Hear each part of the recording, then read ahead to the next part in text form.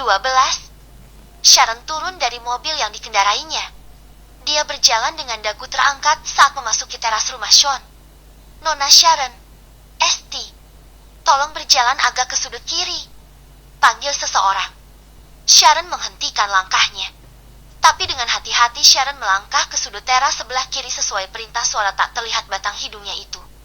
Ada sesuatu yang dilempar mengenai tubuhnya. Sebuah gulungan kertas. Sharon mengernyit dan melihat ke sekeliling saat mengambil gulungan kertas kecil di bawah kakinya. Hati-hati, di rumah Tuan Sean ada banyak CCTV tersembunyi. Jaga sikap. Sharon mengernyit. Dia kembali mengedarkan pandangan ke sekeliling. Tetap tak ada siapapun. Tapi kertas yang ia baca disimpannya dengan hati-hati di dalam tas. Siapa gerangan pengirim surat ini? Apakah asisten rumah tangga Sean? Tapi untuk apa memperingatiku seperti ini? Sharon bertanya-tanya dalam hati. Aku harus lebih waspada. Jangan sampai ada yang curiga kalau aku sudah mengetahui jika Sean hanya pura buta. Sharon melangkah menuju kamar Sean setelah bertemu Susanna. Tapi Sean tak ada di kamar Mia. Sharon juga mencari ke taman. Nihil. Pasti di ruang kerjanya. Gumam Sharon menuju ruang kerja Sean. Tidak ada juga. Batin Sharon. Namun saat Sharon akan kembali menutup pintu ruang kerja Sean, sekilas ia melihat bayangan Lani dari kaca lemari di samping meja kerja Sean. Lani sedang duduk di lantai di antara banyak tumpukan pindel dan dokumen-dokumen penting.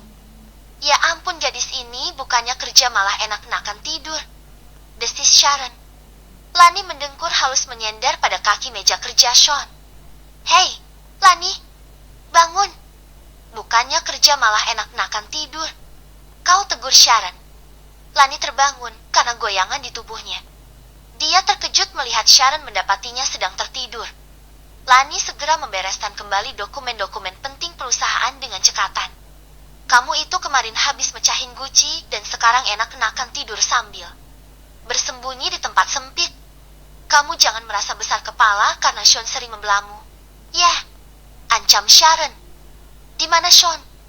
"Tadi di kamarnya, Nona," sahut Lani.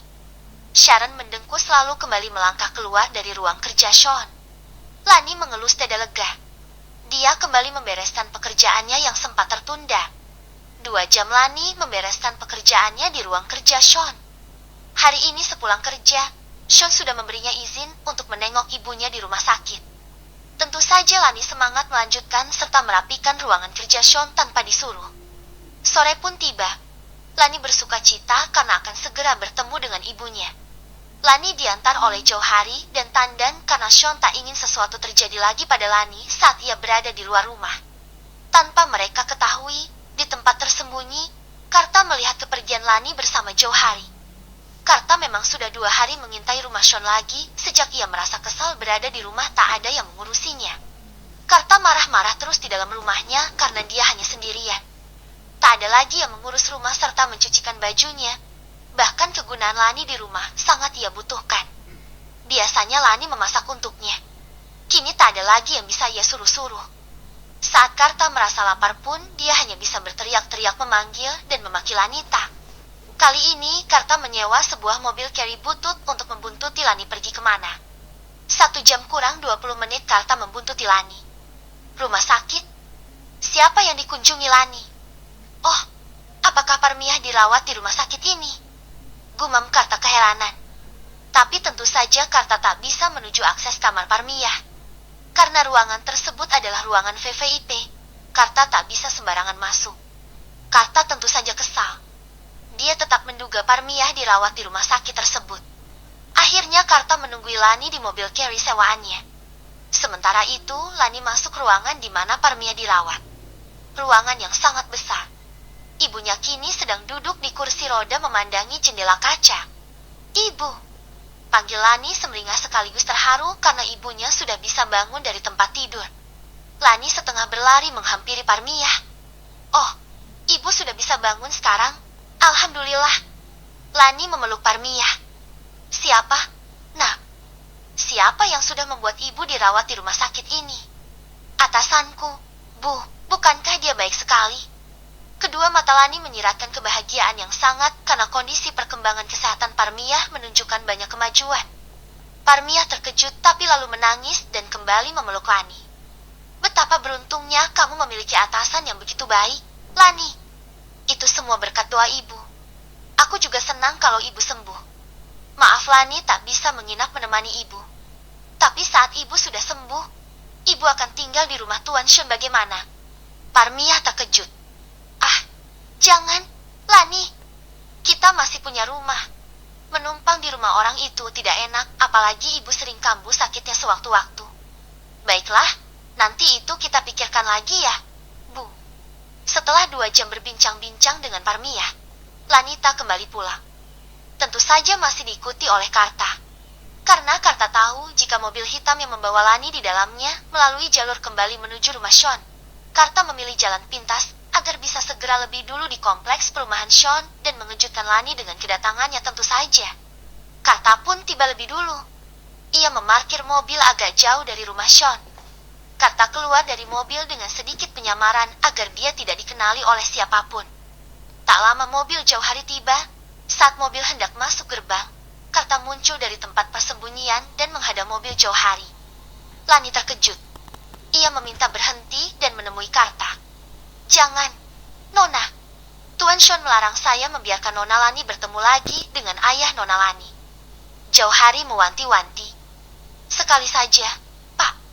Saya harus memastikan sesuatu agar ayah saya berhenti mencari saya. Jauh hari tampak berpikir sesaat. Baiklah, tapi hanya sebentar saja. Ya, Lani mengangguk dan keluar dari mobil. Akhirnya kau keluar juga, habis mengunjungi ibumu di rumah sakit. Tanya Karta sedikit menyeringai. Lani terkejut karena Karta ternyata mengetahui kemana dirinya pergi. Iya, aku memang menjenguk ibu. Bapak tak usah mengintai rumah ini lagi. Pulanglah, Nak. Bapak rindu, tak ada yang mengurus bapak di rumah. Karta memasang wajah memelas. Lani sedikit luluh hatinya melihat wajah memelas Karta, tapi ia tak mau lagi tertipu. Bapaknya berkali-kali berdusta padanya. Maaf, Pak.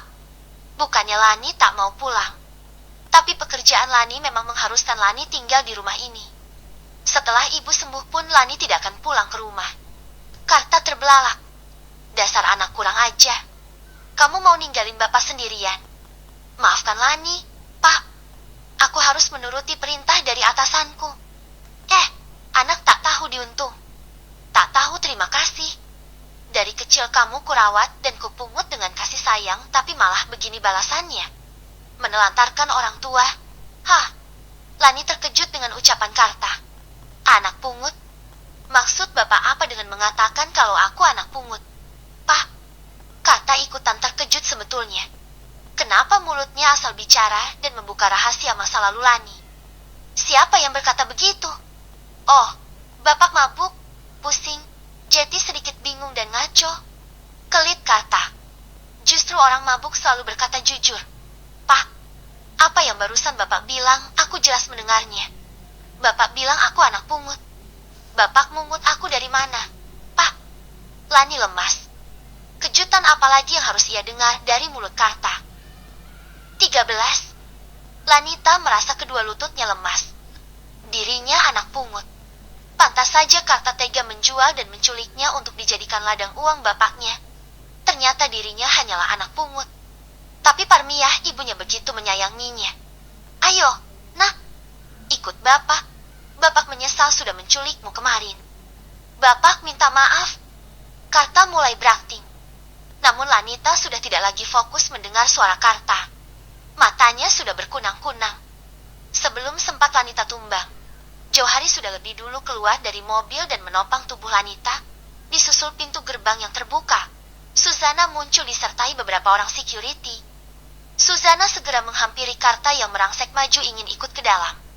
Maaf, Anda tidak boleh masuk, ucap Susana tegas.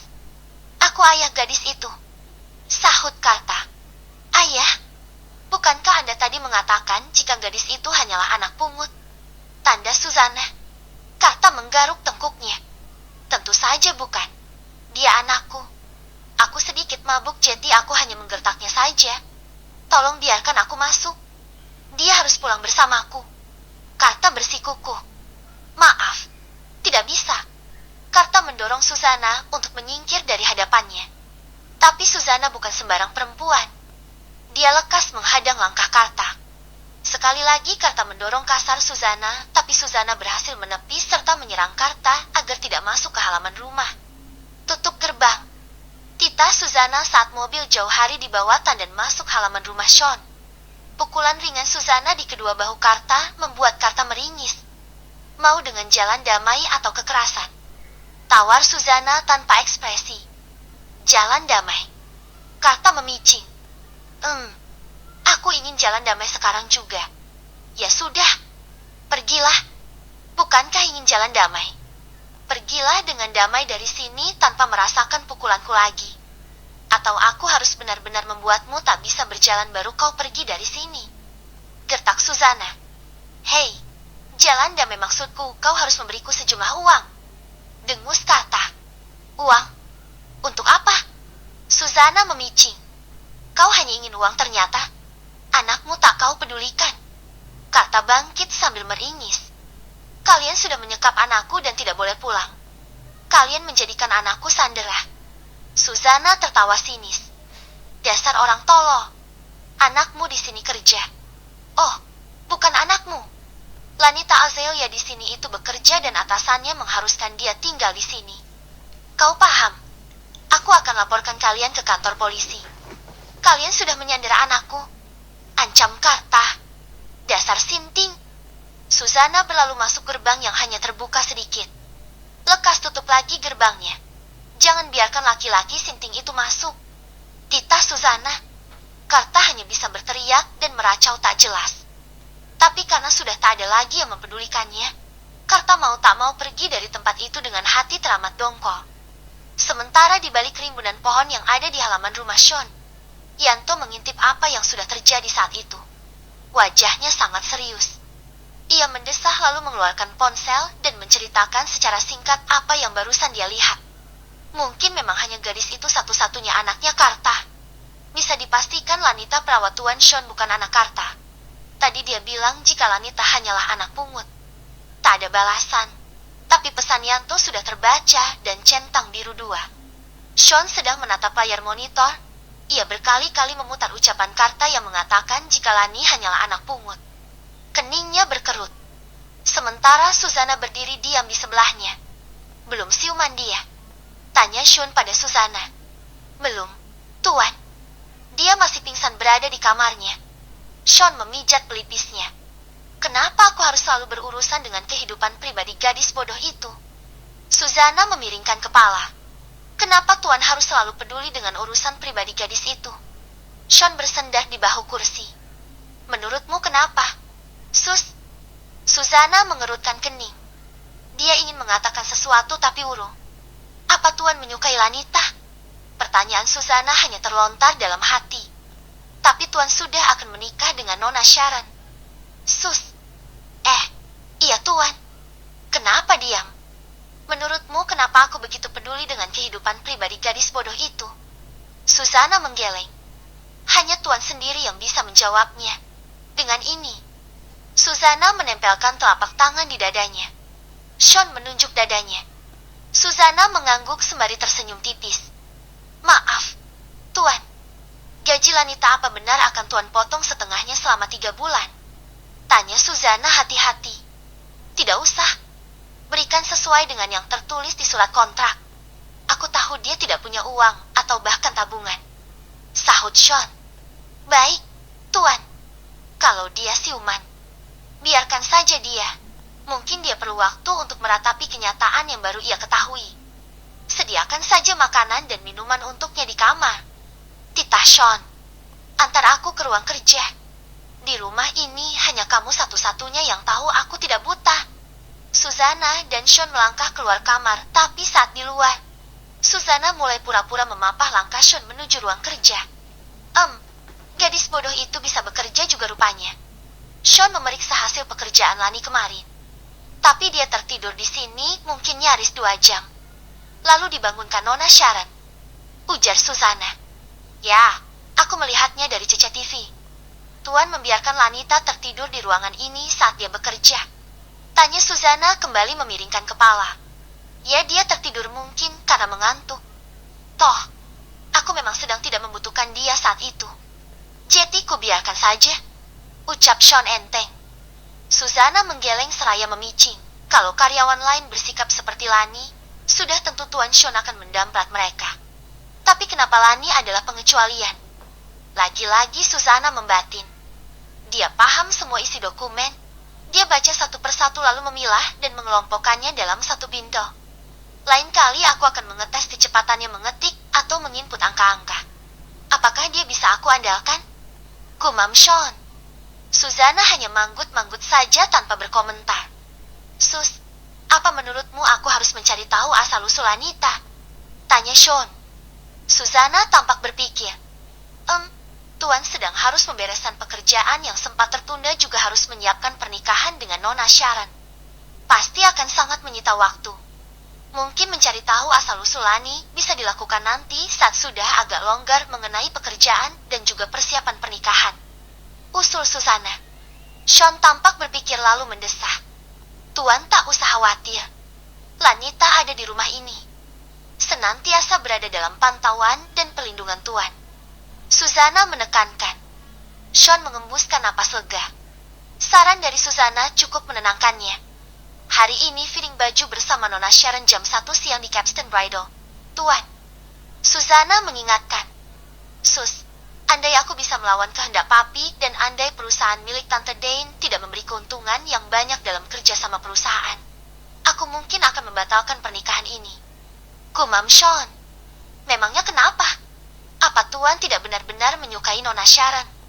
Tanya Susana hati-hati. Aku menyukainya. Setidaknya dia bukan gadis yang munafik. Dia cantik dan seksi serta pada akhirnya menyayangiku. Tapi melihatnya bersikap kasar saat membangunkan Lani di kamar ini kemarin, semangatku untuk menikahinya berkurang hingga 50%. Tutur Sean seraya duduk lemas di kursinya. Susana menelan ludah lalu tersenyum. Anda memang benar-benar sudah jatuh hati pada gadis bodoh dan ceroboh itu, Tuan.